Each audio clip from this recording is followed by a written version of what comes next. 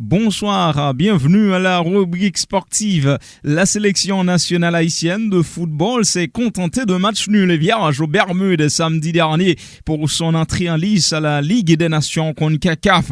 Le sélectionneur national Jean-Jacques Pierre regrette le scénario de la partie mais continue de croire en son projet visant à finir en tête du groupe afin de rejoindre la Ligue A, synonyme de qualification directe pour la Gold Cup 2023.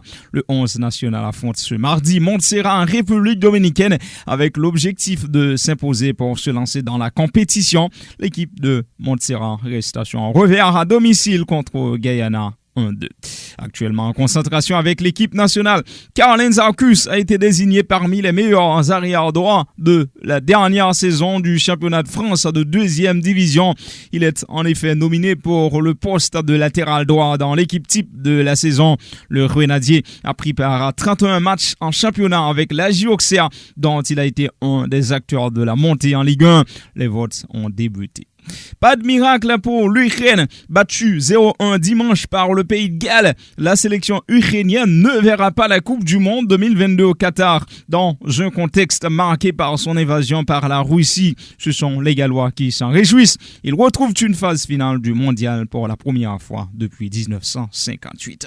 Ce lundi, le Brésil a signé un succès étriqué face au Japon, 1-0 en amical grâce à un nouveau penalty de Neymar, double buteur contre la Corée du Sud, 5-1. Neymar se retrouve désormais à 3 buts de Pelé, meilleur buteur de l'histoire de la Seleção avec 77 piges.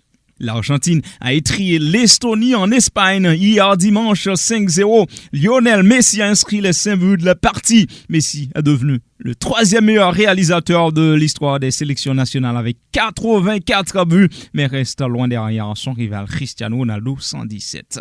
La mégastar de Manchester United a planté un doublé et délivré une passe décisive pour conduire le Portugal à la victoire contre la Suisse 4-0 dans le cadre de la deuxième journée de la Ligue des Nations de l'UEFA. Les Portugais ont pris un point dans leur première sortie face aux Espagnols. L'Espagne ne s'est pas rattrapée, obtenant un nouveau match nul contre la République tchèque 2-2. La Roja a été menée 2 fois au score et a égalisé à la fin de chaque période. La Suède a été dominée 1-2 à domicile par sa voisine norvégienne. Erling Haaland a été le bourreau des Suédois en claquant un doublé.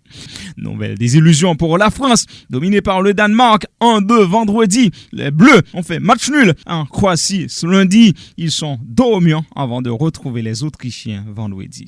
La rencontre amicale Canada-Panama prévue dimanche soir n'a pu avoir lieu. Les Canadiens ont refusé de jouer suite à un conflit avec leur fédération sur le partage des primes versées par la FIFA. Les joueurs en demandent 40% alors que la fédération ne leur en donnerait qu'entre 10 et 15%. Ils sont en position d'autorité après avoir réussi à qualifier le Canada pour la Coupe du Monde pour la deuxième fois de son histoire. Basketball, les Warriors de Golden State se sont adjugés la victoire lors du match 2 des NBA Finals dimanche soir contre les Celtics de Boston 107-88.